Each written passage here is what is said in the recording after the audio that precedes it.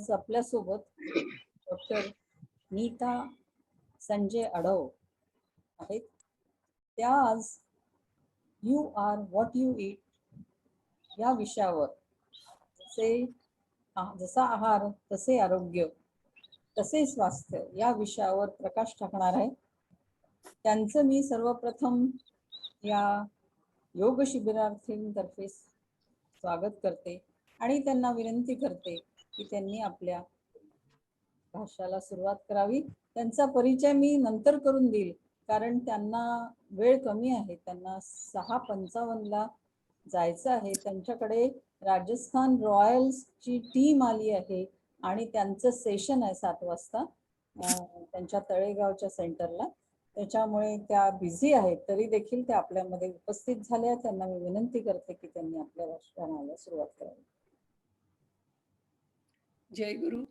आपण सगळ्यांनी मला इथे बोलवलं आणि माझे 2 शब्द ऐकून राहिले आहेत याच्याबद्दल मी आपल्या सगळ्यांची आभारी आहे.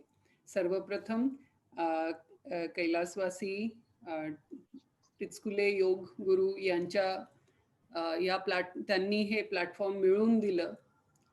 ठावकर सर, माने मॅडम, आपण लोकांनी मला हे सगळं एवढा सन्मान दिला याच्याबद्दल मी आपले आभारी आहे. असं म्हटलं जातं की मी असं कुठेतरी वाचलं होतं, एब्राहम लिंकननी म्हटलं होतं की माझ्याकडे जर एक झाड कापण्यासाठी 6 तास असतील तर मी ते झाड कापताना 4 तास माझ्या कुऱ्हाडीला धार काढण्यासाठी 4 तास घालवेल. हे जे वाक्य आहे हे खूप महत्वाचं वाक्य मला याच्यासाठी वाटतं कारण आजकाल हे इन्स्टंट ग्रॅटिफिकेशन किंवा फास्ट फूडचं जे जग आहे याच्यामध्ये आपले सगळीच मुलं किंवा आपला जो यूथ आहे, हा वर्ग जो आहे याला लगेचच सगळ्या गोष्टींचा परिणाम हवा असतो आणि ज्याला हे म्हणतात पेशन्स म्हणतात, तो आपण कुठेतरी हरवतो आहोत. इथे आम्ही तळेगावला एक अमरावतीच्या जवळचं तळेगाव श्यामजी पंत आहे. इथे एक छोटीशी अकॅडमी आहे आमची क्रिकेटची आणि एक शाळा देखील आहे. तर या शाळेमध्ये शिकवत असताना आता गेली 15-20 वर्ष हे काम आम्ही करतो आहे सातत्याने. एकदा असंच अमरावतीवरून येताना जाताना एका मुलाला लिफ्ट दिली मी गाडीमध्ये आणि माझ्या शाळेतला नव्हता, तो दुसऱ्या शाळेतला होता आणि त्याला आम्ही विचारलं की तुझं एम काय आहे लाईफमध्ये, पुढे तू काय होणार आहेस? तर त्या मुलानी मला असं उत्तर दिलं की त्याला पुढे जाऊन BMW मध्ये बसायचं आहे आणि ती गाडी त्याची असावी, हे त्याचा लाईफचा एम आहे. मुलगा 12-13-14 वर्षाचा असेल, म्हणजे फार लहान असा नव्हता. त्याच्या जाणीवा जाग्या झालेल्या होत्या आणि एक जनरलीच मी जेव्हा आपल्या यूथकडे बघते तेव्हा मला असं दिसतं की आपल्या यूथच्या आता ज्या सुखाच्या, समाधानाच्या आणि समृद्धीच्या ज्या संकल्पना आहेत त्या एवढ्याच आहेत. त्यांना पटकन कसं श्रीमंत होता येईल, माझ्याकडे कशी गाडी राहील, बंगला राहील, या सगळ्या. मला असं म्हणायचं नाही की मागे मी माझ्या मुलीशी बोलत होते आणि तिला मी म्हटलं की बेटा, पैसा हा सुख आणेलच असं नाहीये. तर तिने मला एक म्हणजे जोकमध्येच असं म्हटलं की मम्मा, जर आपण रडायचंच असेल तर BMW मध्ये बसून रडलेलं कधीही बरं सायकलवर रडल्यापेक्षा. तर विषय कंटेन्शनचा आहे. माझं म्हणण्याचं तात्पर्य फक्त एवढंच आहे की जर आपली साधनं आणि आपले बेसिक्स जर चांगले नसतील तर आपल्याला पुढे खूप सगळ्या त्रासांना अनुभव घ्यावा लागतो. आणि म्हणून एब्राहम लिंकनचं हे म्हणणं मला फार पटलं की जर आपली स्किल्स, जर आपली कौशल्य ही, जर आपले बेसिक्स स्ट्रॉंग नसतील तर आपल्याला पुढे सगळं काही मिळून देखील त्याचा आनंद उपभोगता येणार नाही. आणि सगळ्यात बेसिक जर आपल्या जवळ कुठली वस्तू आहे तर ती आपला शरीर आहे. आणि शरीर आणि मन याचं सांगड जर आपण घातलं, म्हणजे मानसिकता आणि शारीरिकता याचं सांगड आपण व्यवस्थित बसवू शकलो तर आपण अनेक कार्य फार सुरळीतपणे आणि फार सहजतेने करू शकतो. आणि हे घडवण्यासाठी आपल्याला बऱ्याच सगळ्या गोष्टींकडे लक्ष देणं आवश्यक आहे. इतके वर्ष तुम्ही आता हा गेला वर्षभर मी जेव्हा या ग्रुप बद्दल ऐकलं तेव्हा मला असं कळलं की आज नवीन वर्षाचा म्हणजे 1 वर्ष कंप्लीट होऊन आज हा पहिला दिवस आहे आपला आणि हे सक्सेसफुली आपण एवढे दिवस चालवतो आहे. तर योग म्हणजे जसं म्हटलं जातं की मनाला आणि चित्ताला एकाग्र आणण्यासाठी शरीराला कशी मदत होईल याची आपण साधना करतो आहे गेलं 1 वर्ष झालं. शरीर हे स्वस्थ ठेवण्यासाठी आहार हा फार महत्वाचा आहे. परंतु मी जेव्हापासनं या वर्गाबद्दल मला माहिती मिळाली तेव्हापासून मी बघितले की या वर्गामध्ये सगळे दिग्गज मंडळी आहे. स्पेशली आहाराविषयी ज्या लोकांनी आपल्याला या इतक्या सगळ्या दिवसांमध्ये बरंच सगळं सांगितलं असणार आहे. आणि योग गुरु तर सगळे मला समोर दिसतातच आहेत. तर योग आणि आहार याच्याबद्दल फारसं न बोलता मी मानसिकतेकडे वळण्याचा प्रयत्न करणार आहे की मानसिकता आणि आहार याच्यामध्ये आपण कसं एक सांगड घालू शकतो. आजकाल खूप सगळे डाएट्स निघाले आहेत. लोक खूप वेट कॉन्शियस झालेले आहेत. स्पेशली जेव्हा आपण स्त्रियांच्या गोष्टी करतो तेव्हा एक अमुक प्रकारे दिसणं फार आवश्यक आहे. आणि मी तर प्लेयर्समध्येच काम करते. तर प्लेयर्सला देखील असं असतं की त्यांना त्यांचं शरीर सांभाळून राहणं फार आवश्यक असतं आणि म्हणून मानसिकतेबरोबर त्यांना त्यांच्या डाएटकडे लक्ष देणं फार जरुरी असतं. आय एम शुअर की आपण जेव्हा डाएट बद्दल बोलल्या असाल किंवा सगळे लोक कोणीतरी तर या गोष्टीला टच केलंच असेल की आपल्याकडे शास्त्रांमध्ये जेव्हा डाएट बद्दल बोललं जातं किंवा जेवणाबद्दल बोललं जातं तेव्हा 3 प्रकारच्या आहारांचा आपण उल्लेख करतो. सात्विक, राजसिक आणि तामसिक. मॅडम माझं चुकत असेल तर प्लीज सांगा. पण कारण माझा तुमच्या एवढा इन डेप्थ स्टडी नाहीये याच्याबद्दल. पण माझा इथे हा विषय काढण्यामागचा हेतू असा, सात्विक जो आहार आपण म्हणतो त्याच्यामध्ये दूधजन्य सगळे जे प्रॉडक्ट्स म्हटले जातात, दूध, दही वगैरे वगैरे, तूप आणि पालेभाज्या यांचा समावेश होतो. आणि जी लोक असं म्हटलं जातं की जी लोक सात्विक आहाराचं सेवन करतात ती लोक फार पोलाईट आणि फॉरगिव्हिंग असतात. त्या लोकांमध्ये एक हा भाव जास्त दिसून येतो, सौम्य भाव दिसून येतो. दुसरा जो आहार असतो त्याला राजसिक आहार असं म्हटलं जातं. याच्यात T, beverages, spice, salt, food, chocolates, पान ह्या सगळ्या गोष्टींचा समावेश होतो. आपल्यामध्ये जो एक्साइटेशन जो येतो तो भाव किंवा टेन्शन आणि डिझीजला हे पुढे आमंत्रण देतं असं म्हटलं जातं. आणि तिसरा जो आहार आहे त्याला आपण तामसिक आहार असं म्हणतो. बरीच लोक हा प्रेफर करतात. त्याच्यात नॉन व्हेजिटेरियन डाएट आलं आणि जे आपल्या आहारामध्ये आपण सातत्याने वापरत असतो, कांदा, लसण, मशरूम्स वगैरे, तर याचा देखील या अशा प्रकारच्या तामसिक आहारामध्ये समावेश होतो असं म्हणतात. या आहारामुळे एक जनरली मानसिक आणि शारीरिक इम्बॅलन्स तयार होतो. जर सातत्याने आपण हा आहार घेत असलो तर असं दिसून आलंय की याच्यात इम्बॅलन्स तयार होतो एक. आणि पुढे पुढे आपल्यामध्ये एक जेव्हा मानसिकतेचा विचार केला जातो तर अशा व्यक्तींमध्ये डिस्ट्रक्टिव्ह टेंडन्सीज ज्या असतात त्या फार जास्त दिसून आलेल्या आहेत.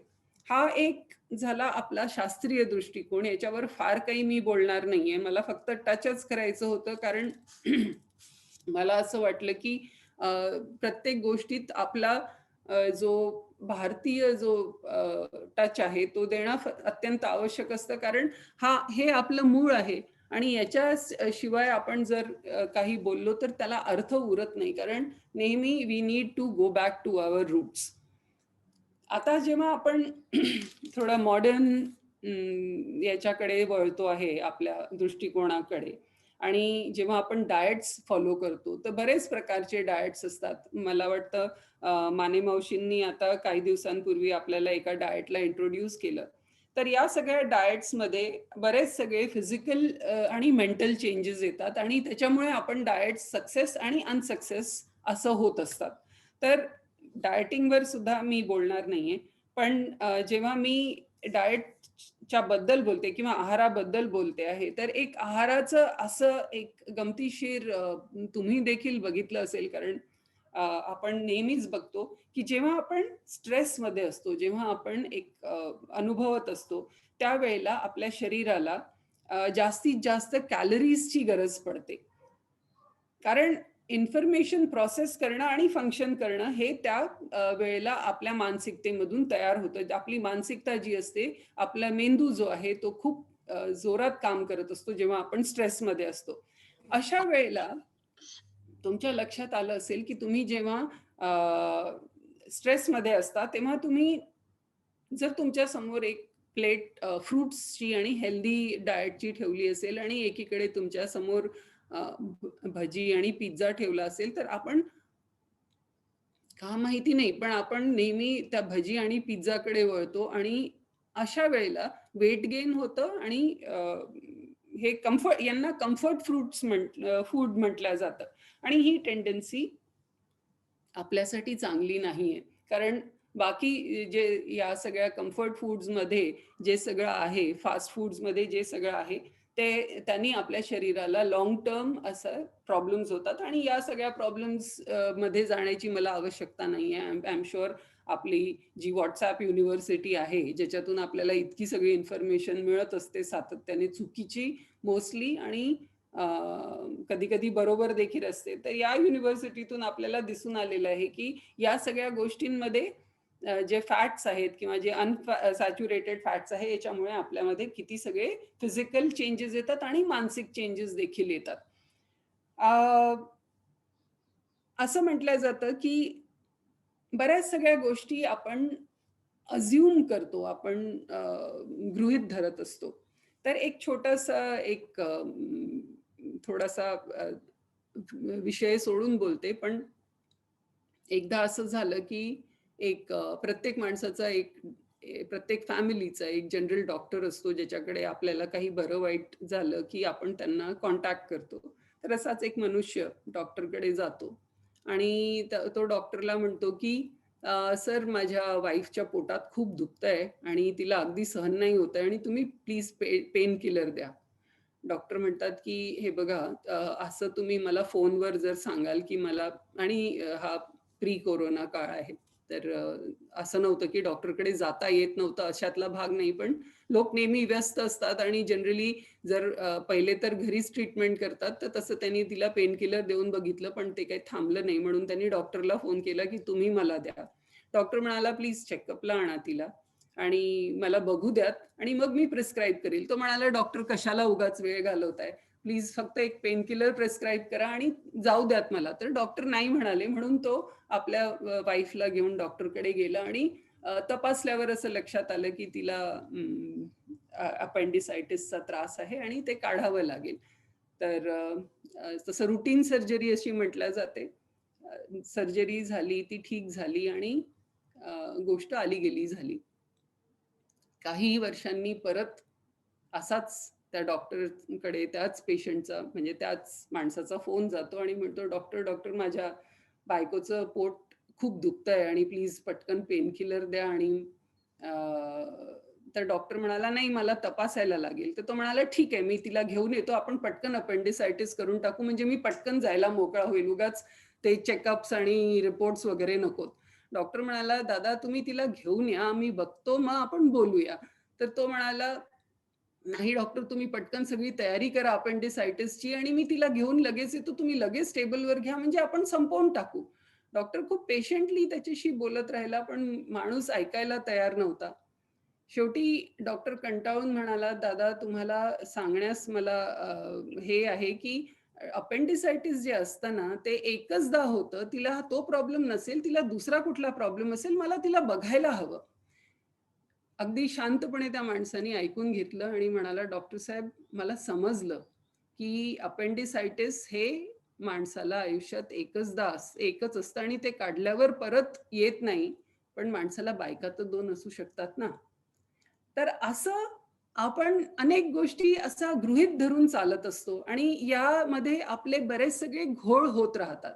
म्हणून जे सगळं आपण सोशल मीडियावर बघतो किंवा इतर ठिकाणी वाचत असतो.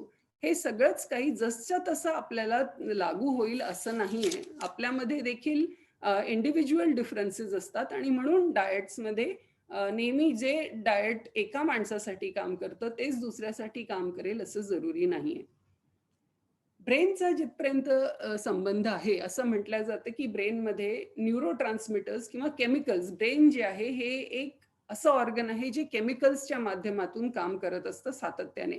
तर ब्रेनमध्ये न्यूरॉन टू न्यूरॉन जी आपली प्रोसेस सुरू होते असते, त्याच्यामध्ये करंट्स जातात. जो मेसेज जातो तो करंट्सच्या थ्रू जातो आणि ते करंट्स जनरेट करणे आणि मेसेज पोहोचवणे याच्यासाठी 2 हॉर्मोन्स हे अ, फार कामाचे असतात. ज्यांचं नाव आहे सेरोटोनिन आणि डोपामाइन. तर हे डोपामाइन आणि सेरोटोनिन बद्दल तुम्ही नावं तर नक्कीच ऐकलेले असतील, परंतु थोडासा अंतर या दोघांमध्येही असतो. डोपामाइन जे असतं हे अ, जेव्हा या 2 हॉर्मोन्समध्ये कमी जास्त होतं, या 2 केमिकल्समध्ये ब्रेन्समध्ये कमी जास्त होतं, तेव्हा आपण अनेक आजारांना बळी पडतो, मानसिक आजारांना आणि अ, त्याच्यामुळे हे दोन्ही व्यवस्थित आपल्या आयुष्यात असणं, आपल्या शरीरात असणं फार गरजेचं आहे. डोपामाइन बद्दल मला सांगायचं झालं तर ब्रेनच्या न्यूरॉन्समध्ये मेसेजेस पास करण्याचं काम डोपामाइन करत असतं.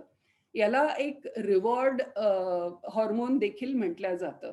तर माणसाला मोटिव्हेशन, डिझायर आणि क्रेव्हिंग्ज जे आपल्यामध्ये येतात, ते डोपामाइनमुळे येतात. आपले मूड्स, आपली झोप, आपलं शिक्षण, जे काही आपण शिकत असतो, नॉट स्कूल एज्युकेशन पण शिकत असतो. आपलं मूव्हमेंट्स, आपल्या alertness, blood flow, urine output ह्या सगळ्यांवर डोपामाइनचा प्रभाव पडतो आणि म्हणून डोपामाइन हे एका लेव्हलपर्यंत असणं अत्यंत आवश्यक आहे. असंच एक आणखी स्त्राव आहे ज्याला सेरोटोनिन म्हणतात. हा सेरोटोनिन जो आहे हा प्रोड्यूस आपल्या गटमध्ये होतो. म्हणजे आपल्या if correct me if I am wrong, पण ते आपल्या इंटेस्टाइन्समध्ये प्रोड्यूस होतं. डोपामाइन हा ब्रेनमध्ये प्रोड्यूस होतो. सेरोटोनिन हा इंटेस्टाइन्समध्ये प्रोड्यूस होतो. त्याच्याचमुळे सेरोटोनिनचं सगळ्यात मोठं कार्य आहे आपलं जेवण रेग्युलेट करणं, आपले ज्युसेस रेग्युलेट करणं, डायजेस्टिव्ह सिस्टम रेग्युलेट करणं. पण याच्याच सोबत आपली झोपण्याची आणि जागण्याची जी सायकल आहे ती रेग्युलेट करणं, आपलं मूड आणि इमोशन्सवर देखील परिणाम करतो. आपला ॲपेटाईट कसं राहील, आपलं मेटाबॉलिझम बॉडीचं कसं राहील, आपल्याला आपलं कॉग्निशन कसं राहील, आपलं लेव्हल ऑफ कॉन्सन्ट्रेशन कसं राहील, हार्मोनल ॲक्टिव्हिटीज कशा राहतील, बॉडी टेम्परेचर कसं रेग्युलेट करता येईल, ब्लड क्लॉटिंग कसं होईल, हे देखील सेरोटोनिन करत असतं. डायजेस्टिव्ह फंक्शन्समध्ये आपल्याला भूक कशी लागेल, आपल्या बॉडीमध्ये जे आपण अन्न घेतो आहे ते कसं यूज होईल आणि गट मोटिलिटी कशी राहील, असं हे सेरोटोनिनचं काम आहे. आज आपल्याकडे फार वेळ नसल्यामुळे मी आता फक्त या दोन्ही हॉर्मोन्सला रेग्युलेट करण्यासाठी आपण काय-काय करू शकतो हे थोडंसं फास्ट घेते आणि जर तुम्हाला असं वाटलं की हे जे मी आज सांगते ते काही कामाचं आहे, तर आपण परत एकदा हा सेशन एकदम विस्तृतपणे घेऊया. आज थोडंसं घाईघाईत आटोपते आहे त्याच्याबद्दल मी क्षमस्व. अ, हे जे दोन्ही मी केमिकल्स सांगितले आपल्या ब्रेनमधले, यांना रेग्युलेट करण्याकरिता सगळ्यात पहिले आणि सगळ्यात महत्त्वाचं आहे एक्सरसाइज. जर आपण कुठल्याही प्रकारचा व्यायाम रेग्युलरली करतो, व्यायाम करताना हे लक्षात ठेवायचं की आपल्याला 1 तास ॲट आठवड्यातून 3दा करणे हे आवश्यक आहे. रेग्युलरली आपण जेव्हा-जेव्हा एक्सरसाइज करतो, तेव्हा आपल्या ब्रेनमध्ये काही एंडोर्फिन्स रिलीज होतात आणि त्याच्यामुळे ह्या 2 अ, अ, अ, ज्या केमिकल्स आहेत हे आपल्या ब्रेनमध्ये रिलीज होतात आणि आपल्याला हॅपी फीलिंग येते. तुम्ही जर असं बघितलं असेल, तर तुमच्या योगा ज्या दिवशी तुम्ही हा वर्ग मिस करत असाल, तो दिवस तुमचा चांगला जात नसेल. तुम्ही थोडंसं विचार करून मला सांगा याच्याबद्दल. आणि याचा कारण एकच आहे, की जेव्हा-जेव्हा आपण एक्सरसाइज करतो, जेव्हा-जेव्हा आपण योग करतो, जेव्हा-जेव्हा आपण शारीरिक व्यायाम करतो, तेव्हा आपलं ब्रेन एंडोर्फिन्स रिलीज करतं आणि हे 2 स्त्राव रिलीज करतं आणि ज्याच्यामुळे आपल्याला एक हॅपी फीलिंग येते. एक दिवस चांगला जातो. सगळा दिवस व्यवस्थित जातो. दुसरा जे आपण करू शकतो हे हॉर्मोन्स रिलीज करण्यासाठी किंवा रेग्युलेट करण्यासाठी, ते आहे आपण नेचरमध्ये म्हणजे आपल्या निसर्गामध्ये आपण वेळ घालवणे. हे पण एक चांगली मेथड आहे आपल्या हॉर्मोन्सला रेग्युलेट करण्यासाठी. तुम्ही लक्षात आलं असेल तुमच्या किंवा तुम्ही कधी बघितलं असेल, तर जेव्हा-जेव्हा आपण निसर्गात जातो, जेव्हा जंगलांमध्ये जातो, जेव्हा नदी किनारे जातो, तेव्हा-तेव्हा आपल्याला परत एक चांगली फीलिंग येते आणि ती फीलिंग येणं म्हणजेच तुमचे हे 2 हॉर्मोन्स त्यावेळेला चांगले काम करत असतात आणि म्हणून ती फीलिंग येत असते. तिसरं, जसं मी तुम्हाला सांगितलं, न्यूट्रिशन हा खूप महत्वाचा भाग आहे. आपण काय खातो, केव्हा खातो, कसं खातो. आत्ताच कौस्तुभ दादा बोललेत, की किती अनेक वर्षांपासनं त्यांनी एकच वेळेला दिवसातून आहार घेतलेला आहे. ते रात्री कधीही जेवत नाहीत आणि तरी देखील ते सकाळी 5 वाजेपासून तर रात्री 11 वाजेपर्यंत एकसारख्या लेव्हल ऑफ एनर्जीवर चालतात. आता ही एनर्जी जर टिकवायची असेल, तर आपण आहाराच्या माध्यमातून देखील एनर्जी कशी टिकवू शकतो, हे आहारच आपल्याला देऊ शकतो. जसं मी तुम्हाला मागे सांगितलं, जर सात्विक, राजसिक आणि तामसिक आहार यांचं जर बॅलन्स आपण करू शकलो, जे आपण पोटात घालतो आहे, ते कसं घालतो आहे, कितपत घालतो आहे आणि केव्हा घालतो आहे, या 3 गोष्टींकडे लक्ष ठेवू शकलो, तर आहार हा फार मोठा माध्यम आहे आपल्या ब्रेन्सचे केमिकल्स व्यवस्थित ठेवण्याचं.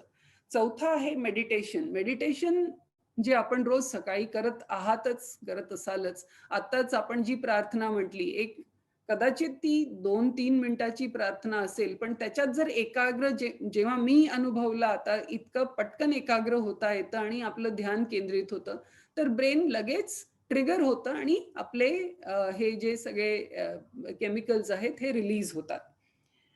5वं जे महत्वाचं आहे ते आहे द ॲटिट्यूड ऑफ ग्रॅटिट्यूड ज्याला आपण म्हणतो ते. अ, ह्याच्याबद्दल फारसं बोलल्या जात नाही. इतक्यात फार काही लोक बोलत आहेत, परंतु जेवढं बोलायला पाहिजे मला वाटतं तेवढं आपण बोलत नाहीये. आपल्या अस्तित्वासाठी, आपल्या अ, जगण्यासाठी, आपल्या दिवसाच्या चांगल्या फंक्शनिंगसाठी कितीतरी आपल्या व्यतिरिक्त कितीतरी लोक असतात, कितीतरी वस्तू असतात, ज्याच्यामुळे आपण चांगल्या प्रकारे जगत असतो. आणि बरेचदा आपल्याला असं वाटतं, की आपलं कल्चर नाहीये, आपण बोलून दाखवत नाही बऱ्याच सगळ्या गोष्टी. कधीच आपण थँक यू म्हणत नाही, कधीच आपण आभार मानत नाही आणि त्याच्यामुळे काय होतं, की अ, हा हा जो हा हा जो ॲटिट्यूड आहे, हा जेव्हा आपण डेव्हलप करतो, तेव्हा समोरच्यालाच चांगलं वाटतं असं अशातला भाग नाहीये. ह्याच्यामुळे आपल्याला देखील चांगलं वाटतं. आणि म्हणून असं म्हटलं जातं, की एक ग्रॅटिट्यूडचं जर्नल मेंटेन करायला हवं. ज्याच्यात एक डायरी तयार करायची आणि दररोज संध्याकाळी रात्री झोपायच्या आधी किमान आज माझ्या दिवसभरात माझ्या 3 लोकांनी किंवा 3 वस्तूंमुळे ज्यांच्यामुळे मला सगळ्यात जास्ती आनंद मिळाला. जर याचा आपण नोट करत गेलो, तर गोष्ट ही नाहीये, की आपल्याला कोणाला दाखवायचंय आणि कारण हेही नाहीये, की पुढे आपल्याजवळ एक रेकॉर्ड राहिला पाहिजे, की बघा या लोकांनी माझ्या आयुष्यामध्ये डिफरन्स आणला. परंतु याची गरज याच्यासाठी आहे, की जेव्हा आपण कुठलीही गोष्ट लिहितो, तेव्हा ती ब्रेनवर व्यवस्थित इम्प्रिंट होते आणि आपल्याला आणखी आनंद देण्यास कारणीभूत ठरते. एक आणखी 6वा जे हे आहे आपल्याला आनंद देण्यासाठी किंवा हे केमिकल्स रेग्युलेट करण्यासाठी त्यांना एसेन्शियल ऑइल्स असं म्हटलं जातं. याच्याबद्दल थोडंसं विस्तृतपणे आपण पुढच्या वेळेला बोलूया. परंतु एसेन्शियल ऑइल्स चा वापर करून वाफारा घेणे किंवा आपण देवाजवळ उदबत्ती लावतो. हे का करतो? तर एक प्रकार नेहमी आपल्या जे वास जो आहे, गंध जो आहे, याला इतकं स्टडी नाही केला गेलं आहे आणि याला खूप गौण मानलं गेलंय. परंतु जर तुम्ही तुमच्या आयुष्यात मागे बघाल, तर तुमच्या असं लक्षात येईल, की बऱ्याच सगळ्या आपल्या आठवणी ज्या असतात, अनेक प्रकारच्या वासांशी निगडीत असतात आणि काही वास आले, की आपण त्या त्या तशा मूडमध्ये चालला जातो. कधी-कधी आपल्याला हे जाणीव पण होत नाही.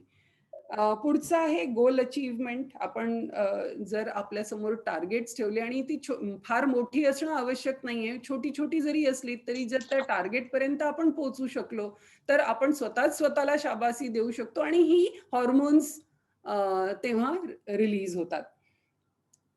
पुढचे 3 आहे. एक आहे हॅपी मेमरीज, ज्या आपल्या सगळ्या जर आपल्याला लो फील होत आहे, तेव्हा आपण जर चांगल्या अनुभवांना पुन्हा पुन्हा उजाळा दिला, तर आपल्या मनांमध्ये एक उमेद जागी होते, एक उत्साह जागा होतो. म्हणजेच हे 2 हॉर्मोन्स त्यावेळेला रिलीज झालेले असतात. एक आहे नॉव्हेल्टी. नेहमी तेच-तेच केल्याने एक कंटाळवाणा रुटीन होऊन जातो. बरेचदा आपण काहीतरी नवीन करून बघतो आणि मग आपल्याला खूप आनंद होतो. याचं कारण अगेन तुम्ही जर मागे वळून बघितलं तर तुमच्या लक्षात येईल, की याचं कारण सुद्धा हेच असतं, की हे 2 हॉर्मोन्स रिलीज होतात. आणि ह्या सगळ्या 9 गोष्टींनी जर काम नाही केलं, तर आम्ही सायकॉलॉजिस्ट बसलेलो आहे. आमच्याकडे या. थेरपी जी आहे, बरेचदा असं होतं, चला ठीक आहे, कारण असं म्हटलं जातं, की सायकॉलॉजिस्टकडे किंवा सायकियाट्रिस्टकडे गेलं तर आपल्यावर वेड्याचा शिक्का लागेल. हरकत नाही. नाही आलं तरी. पण घरात असे कोण लोकं असतात, मोठी लोकं असतात, आपले आजी-आजोबा असतात, ज्यांच्याजवळ आपण मन मोकळं केलं, की मन हलकं होतं आणि तेव्हा देखील हे हॉर्मोन्स रिलीज होतात. मी एवढं म्हणते आणि माझं आजचं लेक्चर संपवते. माझी आशा आहे थोडंसं खूप घाईत झालंय मला माहिती आहे. पण माझा विषयच असा आहे, की आपण बोललो तर आपल्याला वर्ष देखील कमी पडेल आणि पुढचे पूर्ण 365 दिवस माने मॅडमला आणि ठावकर सरांना मलाच द्यावे लागतील आणि तुम्ही बोर होऊन जाल. तर मला एवढा वेळ तुम्ही सगळ्यांनी पेशंटली ऐकून घेतलं. त्याच्याबद्दल धन्यवाद. प्रश्नोत्तरांचा सेशन आपण परत कधीतरी घेऊया. Thank you very much. आज आपल्याकडे डॉक्टर नीता आढाव आल्या होत्या. त्यांना बोलायचं बरंच होतं, पण त्यांच्याकडे राजस्थान रॉयलची टीम आली आहे 1 महिन्याकरता सडनली, आणि त्यांचं पहिलं सेशन त्यांना घ्यायचं आहे आणि म्हणून ते 7 वाजता असल्यामुळे त्यांना जावं लागलं आणि हे अनपेक्षित होतं सगळं. नाही तर तरी देखील त्यांनी आपल्याला आज अर्धा तास वेळ दिला. खरंच आपण भाग्यवान आहोत. आणि आपल्यासाठी त्यांनी खूप सुंदर असं म्हटलेलं आहे, की व्हॉट्सअप युनिव्हर्सिटी आपली हा जो हे जे काही सुरू आहे आपलं योगाचं शिबिर किंवा योगाचं मार्गदर्शन, तर याची आपली ही युनिव्हर्सिटी आहे. याच्यातनं आपल्याला खूप शिकायला मिळणार आहे. तर ह्या अशा सुंदर प्रतिक्रिया देणाऱ्या डॉक्टर नीताताई ह्या MA PhD आहेत सायकोलॉजीमध्ये. त्यांचं ग्रॅज्युएशनचं शिक्षण MS युनिव्हर्सिटी बडोदा येथे झालं आणि नंतर MA PhD त्यांनी अमरावती विद्यापीठामध्ये केलं. त्यानंतर शिक्षणानंतर त्यांनी लेक्चररशिप केली इंदिराबाई मेघे कॉलेज आहे अमरावतीला, आणि कारण त्यावेळेला त्यांचं लग्न झालेलं होतं. आणि नंतर त्यांनी मानस क्लिनिक म्हणून आहे तिथे क्लिनिकल सायकोलॉजिस्ट म्हणून काम केलेलं आहे. पण त्यांची खरी ओळख खूपच मोठी आहे. त्या वर्ल्ड क्रिकेट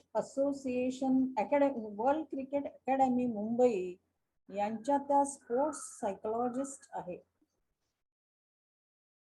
आणि त्यांनी खूप मोठ्या मोठ्या सगळ्या वर्ल्ड लेव्हलचे जे क्रिकेटर्स आहेत त्यांच्या सोबत काम केलेलं आहे.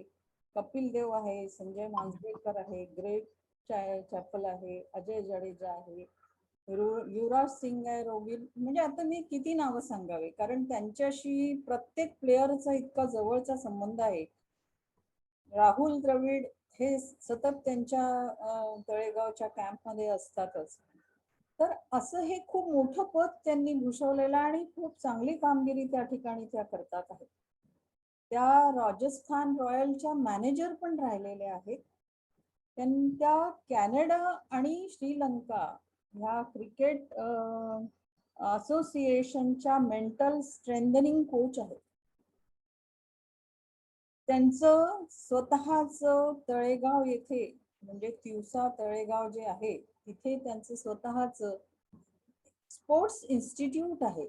तिथे मी 2दा भेट दिलेली आहे. ते इन्स्टिट्यूट पाहिल्यानंतर असं वाटतं की आपण खूप वेगळ्या जगात आलो आहे. नुसतं बॅट आणि बॉल यांचं इंटेरियर त्यांच्या त्या याच्यामध्ये आहे. म्हणजे तुम्ही टॉयलेटला गेलात तरी तिथे बॅट आणि बॉलच आहे. बॅट आणि बॉल नावाचं त्यांचं कॅफे आहे सुरुवातीला तळेगावला, अगदी चौकात आहे त्या.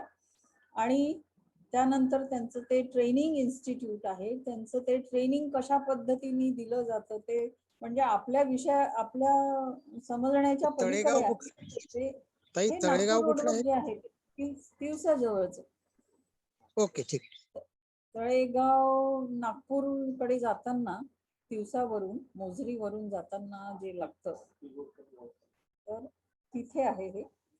कारण पुण्यापाशी पण आहे म्हणून कन्फ्युजन होतं. पुण्यात नाही, अमरावती वर्धा जिल्हा होतो तो, मला असं वाटतं.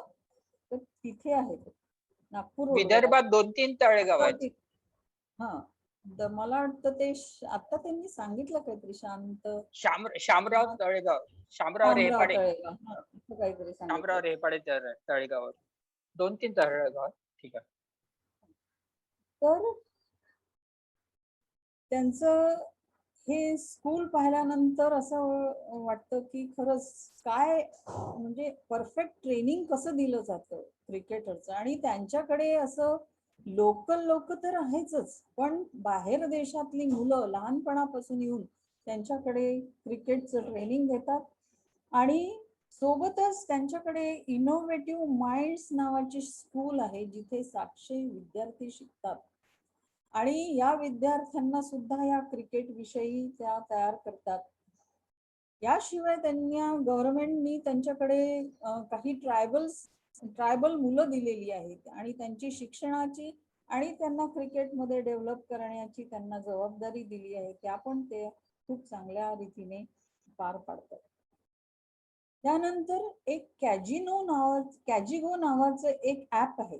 CAGIGO कॅजिओ ऍप आहे. हे तुम्ही गुगलवर टाकलं तर तुम्हाला मिळेल. तर ह्याच्या त्या मेंटर आहेत. हे ऍप विमेन्स आणि गर्ल्स स्ट्रेंथनिंग करत आहे. ज्या स्त्रियांना सशक्तीकरणाची गरज आहे, मानसिक सशक्तीकरणाची गरज आहे, त्यांना त्यांच्या त्या मेंटर आहेत. आणि असं हे काम त्या क्रिकेटमध्ये काम त्या 30 एज्युकेशन आणि क्रिकेटमध्ये त्या 30 वर्षापासून काम करतात आहे. आणि त्यांना हे काम करत असताना न्यूट्रिशन मध्ये खूप इंटरेस्ट निर्माण झालेला आहे. आणि त्याच्यामुळे त्या सायकोलॉजिस्ट असून आणि क्रिकेटमध्ये स्पोर्ट्समध्ये काम करत असल्यामुळे त्यांना ह्या तिन्ही विषयाचा खूप सुंदर अभ्यास त्यांनी केलेला आहे. तर आता जेव्हा मी मला खूप त्यांचं माहिती होतं, पण त्यांना मी जेव्हा बायोडेटा मागितला तेव्हा त्यांनी काय द्यावा, तर त्यांनी सांगितलं म्हणजे त्या डिग्र्या आणि त्यांचं महत्व नाही सांगितलं की मी काय करते, पण मी आज काय करू शकते. तर त्यांनी असं सांगितलं मला बायोडेटा की I possesses excellent people skill and ability to inspire confidence, excellent insight into human behavior, good communication skills, and competent organization and management experience. त्या म्हणतात की I am striving for the continued excellence. म्हणजे मी सतत चांगलं उत्तम करण्याचा प्रयत्न करत असते. जे काही करते ते मला I think on my foot. I think म्हणजे मी विचार माझ्या बळावर करते. मी दुसऱ्यांचा असं सपोर्ट घेऊन नाही करत. माझ्यामध्ये काय बळ आहे त्याचा विचार करूनच मी काम करते. मला मुलांबरोबर काम करायला खूप आवडतं. आणि खरंच त्या इतक्या रमतात त्या शाळेतल्या आणि त्या ट्रायबल मुलांसोबत. त्या म्हणतात की मी खूप सहानुभूतीपूर्वक आय एम एम्पॅथेटिक असं त्यांनी सांगतात की त्या मी दुसऱ्यांना सहानुभूतीपूर्वक त्यांचा विचार करते. I am good communicator.